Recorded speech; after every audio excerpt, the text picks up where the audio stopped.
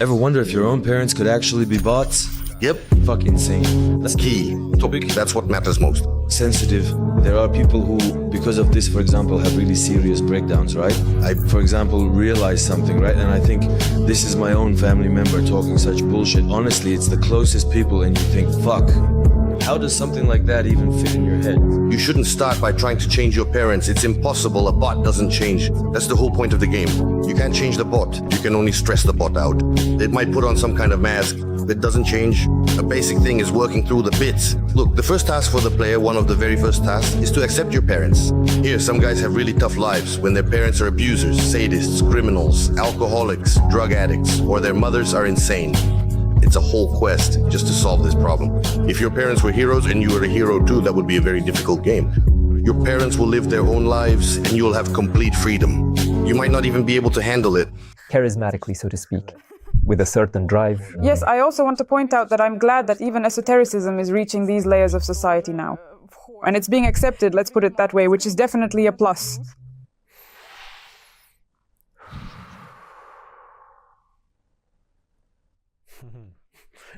How interesting. Well, in general, all jokes aside, of course, everyone has a soul. Everyone. Absolutely. We have looked through thousands of photos with the club, both in terms of soul age and in terms of determining the soul's age. Every person has their soul age determined. If the age of something can be determined, then at the very least, that something exists. That is to say, There isn't a single person without a soul, without a spirit, without consciousness inside them. no. I've written a ton of texts on this topic. I've written a lot about it. No. Everything has a spirit. But here's what's interesting. Now, when I tune into the higher realms and I tune into bots, you know how it is. There's no smoke without fire. In other words, no scientific theory or idea will ever stick if it doesn't have a substantial and solid foundation.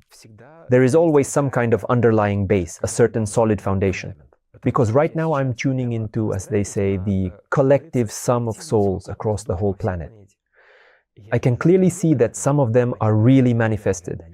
They are truly like professional players, and they kind of just seem to glow brilliantly. The spark of spirit, is that what you're calling it here now? Yes, it is absolutely true. And some of them, you see, they are literally fast asleep right now.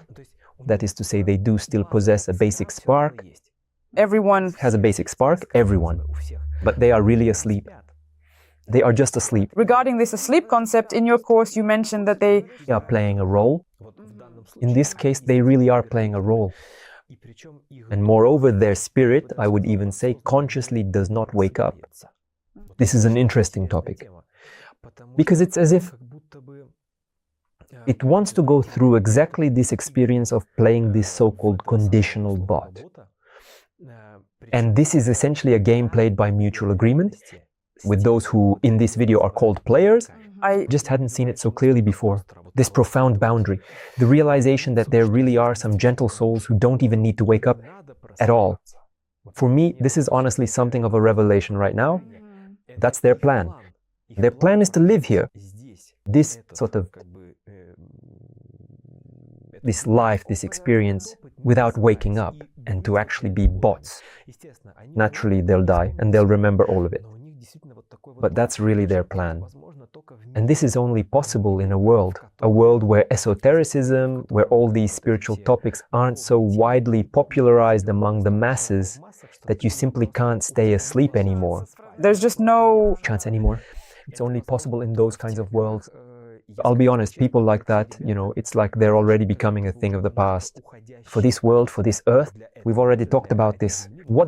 so there are few of them. There are fewer and fewer of them. And Within the next century, or even, as we talked about in previous videos, within the next 1.5 centuries, so 150 years, there will be none of them left at all. Well, maybe just a minimal amount, barely hanging on somewhere. So, as they say, this type of player, let's call them the sleeping bot, this type of player here, is destined to become a part of the long history of this world. monuments, To bots. They'll put up monuments to bots, saying that bots used to live here. That's how it used to be. And once upon a time, you could play as bots here. Unfortunately, under current conditions, that's no longer possible. But that is just how it is. maybe in another 150 years. That is it, something like that. So I cannot fully agree with him that there is absolutely no kind of spark there at all. Although he didn't actually say that, maybe he... All right, let's focus on what he actually said. He says that a bot can't change. Do you really think the person you're talking about can't change? If this really is a bot, that's his game, so to speak. It is explicitly stated in his contract that he will not change his ways. He truly and sincerely desires to play, say, the role of the evil stepmother, or the role of the evil father, or something else like that. That's specified in his contract. Naturally, karmically, he's going to get a lot of bumps along the way. The fact that he chose this path for himself doesn't mean, as they say, that he won't get knocked on the head for it. He'll get beaten along the way. That was actually part of his plan too, if you think about it. It's a bit of masochism, but that's... yes. And then a very interesting question arises. Aren't these souls the ones who take on such heavy karma if he's such a bad person his whole life? He doesn't burn off his karma, he only accumulates it. Are these wiser, more advanced souls or much younger ones? These are much younger souls, younger ones, yes. But I will say this. Actually, the whole idea of burning off karma, as strange as it may seem to you right now, sometimes these kinds of people, living as they often say, right on the edge, going through all of these extreme things, it is not that they simply burn off their karma, no. It is more like they hit a certain kind of rock bottom, from which they then push off and start moving upward again. So it's a certain desire of the spirit to experience this, all this hardcore stuff. It's truly a real desire at certain stages. I once wrote an article on this topic about children, souls, children. Roughly speaking, there are flower children, meaning when everything around them is really good. And then there are street children, children with really tough stories, harsh confrontations, and a very hard path. And many choose, especially in our world and in similar worlds, precisely the path of street children. That's a path. In fact, we've all gone through it, if you really think about it. In some past lives, in some previous incarnations, almost all of us, with very few exceptions. But after going through it all, you then realize that you simply don't have any need for it at all anymore. You've understood everything. On this path, on this dark side, you've understood everything. And then you start to wake up, you understand the value of awakening at a certain stage. Sometimes souls, quite consciously, already more or less experienced, choose this harsh story in order to, Yes. with the intention perhaps, to help someone along, this very antipode, to go through its lessons. And then it's a kind of self-sacrifice, you could say, yes. Consciously. Yes, that's exactly what I meant. I was remembering certain people and thought, that's interesting. Yes. And it can actually be like that, right? It can. It can? Like I said, a person takes on this extremely heavy karma to spend their whole life being unchanging.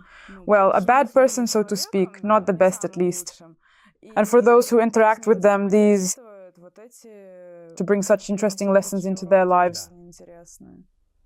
Yes.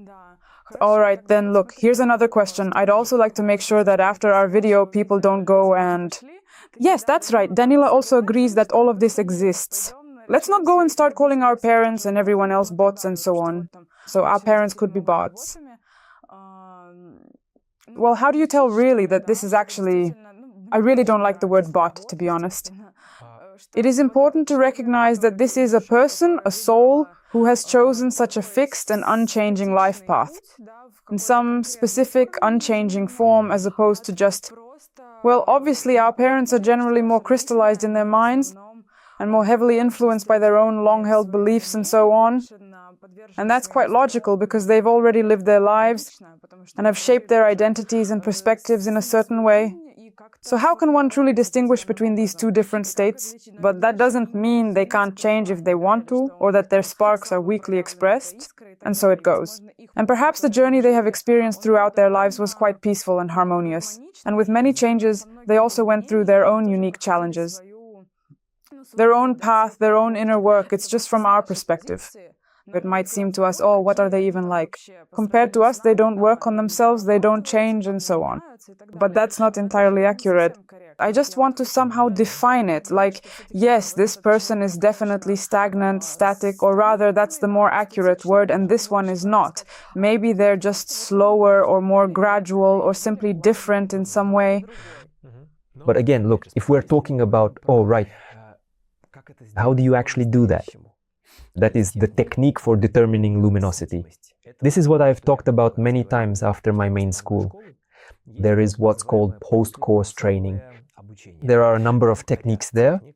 First of all, there's the technique for determining the age of the soul, which we've already discussed many times. There's the technique for determining inner luminosity, as I call it, right? Determining a person's level of spirituality from the word spirit, how much their spark is actually manifested. This is a new technique for soulmates that helps in determining who your soulmates are and which of your very closest relatives are soulmates.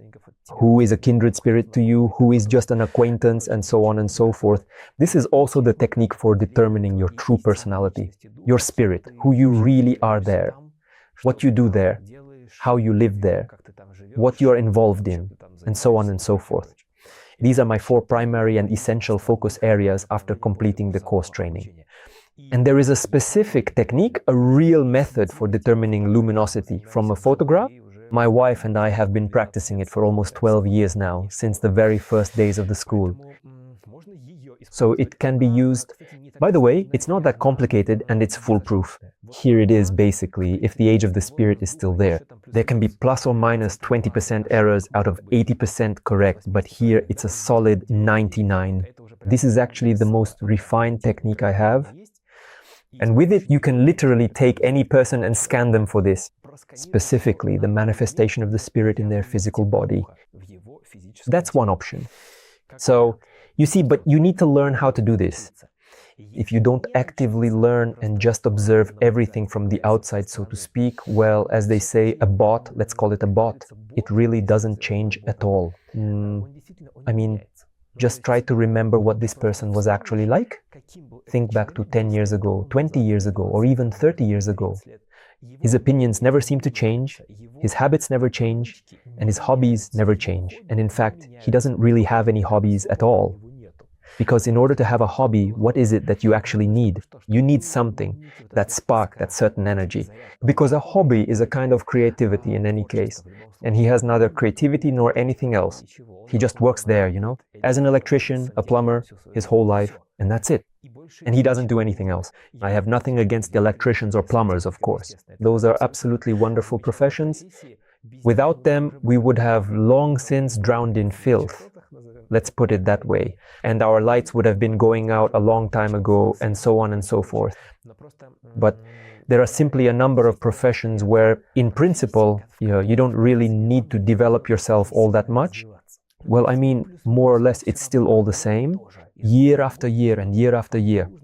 You don't really need to significantly improve your technical skills just to install these standard toilets.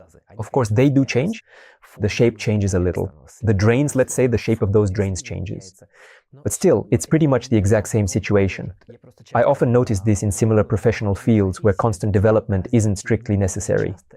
Often, individuals in those positions tend to stick around in those kinds of jobs for a long time. They kind of just stay in that one specific niche. Look, and what about, I don't know, it seems like it's the specific generation of our parents. Yes, back then the common mentality was that it was actually great, a career ladder, spending your whole life at one job.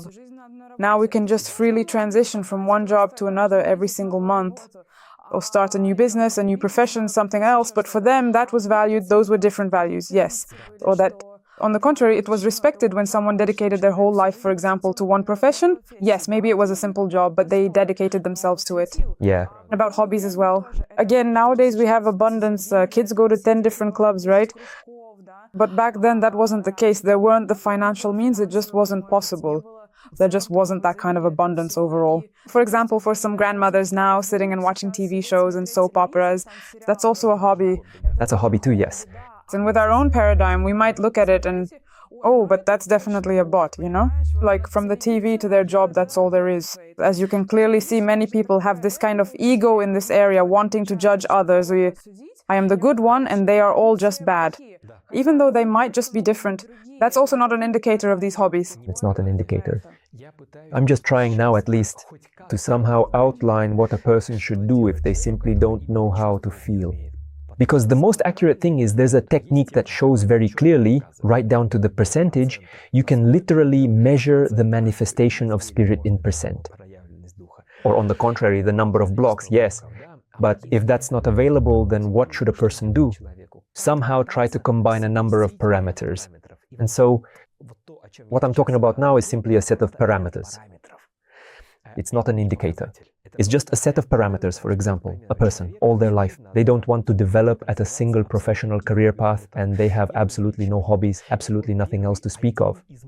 This is just one of many, many critical factors to consider. The next one, which is much more important, is not so much at the level of a single activity, but rather at the level of sharing a fundamentally similar worldview. The same views, absolutely. He maintains these same perspectives and, importantly, very destructive ones. That is, objectively speaking, these are destructive views that he really holds on to throughout his entire life. For example, he harbors a deep hatred for a certain political party, and his whole life he just keeps telling absolutely everyone about it. It's like the program is set and he's hated this party his whole life. Programs, really like programs, he lives strictly by them. Or he, I don't know, hates, I don't know. Or, I don't know, maybe they just hate, let's say, vulnerable migrants, or women, men, and innocent children, or even just regular people with brightly dyed hair, or men with long hair, for example, or something else. But in general, he has a lot of them. This is also extremely important. Not just one, not two, not three. He is basically made up entirely of them, as it were. It feels as if he is frozen in time, in the literal sense of the word. It is really like in a game, you know, like an NPC, right? Who just, like, good morning, today I will go to work. Holes, holes, holes, holes, holes, holes. Good morning, I'm going to work today. Holes, holes, holes, holes, holes, and more holes.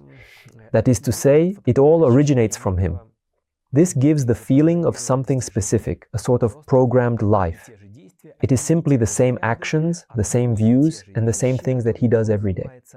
And at the same time, it's essential that they are, well, still a little bit destructive if we're talking about these so-called bots. Positive bots, not... Positive bots, so to speak, yes, but what's the point? There's no point in that. Know well to support everyone with your light, but for that, you need to have light yourself. And where is their light? There. It's already about creativity and creative thinking. You can't really separate them anymore. What I just described is very primitive. The best thing is to actually master the technique and learn to see. That's why, in fact, I encourage everyone to, again, join the discounted groups, the School of the Higher Self. The school is 12 years old. All the techniques are there, all the techniques are effective. Links are below this video. Come, participate, master them. After that, you'll be able to clearly state who is a bot and who isn't. But most importantly, there is one downside. If you really go through this entire journey, or rather, not if, but when you do, you will go through this journey because our completion rate today is already approaching 100%. After certain innovations last year, the completion rate has become almost 100%, from the whole group to the higher self. Your ego fades away and egregorial influences disappear, and after that, you will begin to perceive and recognize the soul in everything, sometimes more vividly revealed and expressed, sometimes less so. And you will no longer want to dismissively refer to anyone as a mere bot or do anything like that. You will simply possess a deep and certain understanding of whether you can help this soul express itself right now or not. And that will be the only thing that truly concerns you. My dear friends, for 10 years now, I've been teaching a course on the higher self for a Russian-speaking audience. During this time, about 4,000 to 4,500 people have passed through my school. I've been working on this topic for 20 years. Today, my school is one of the largest and most famous specialized schools for connecting with the higher self in the Russian-speaking world. And then I suddenly realized that it is finally time to reach out to the masses, so to speak. Yes, to the much wider world and to the incredibly vast expanse of the entire global internet. All the professional skills I have carefully developed, all the dedicated practices I have refined, and all the quick entries, thorough checks, and rigorous exams I have built over the last 10 years are now being brought to a truly global level. I now invite you to join a brand new, specially discounted group for the comprehensive Return to the True Self course, now available in English for students everywhere. 6 months of work on stopping the internal dialogue, working with blocks, and focusing on actually accessing the higher self, answering both simple and complex questions regarding purpose, contact with God, and with the planet. Answering basically any questions on any topic, including work, relationships, and anything at all. Manifesting desires through the higher self, viewing past lives through the higher self, and everything that didn't fit into the first 5 months in a separate 6th one. And after that, you'll have the opportunity to join the alumni club, as well as the chance to continue your studies at the 2nd level of the school. The price for the discounted groups is discounted. You can find all the information about this below at the link under this video.